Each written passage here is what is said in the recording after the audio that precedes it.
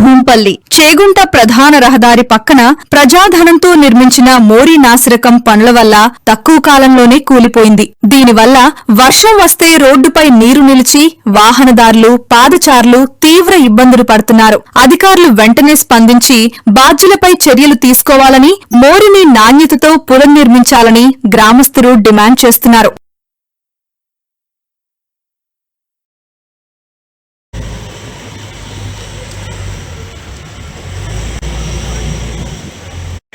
పండు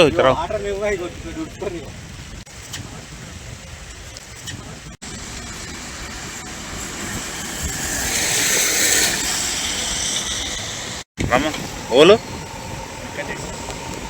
ఓలాలు కాంట్రాక్టరా రమ్మ ఓలు ఓలాలు కాంట్రాక్టరా మండపేట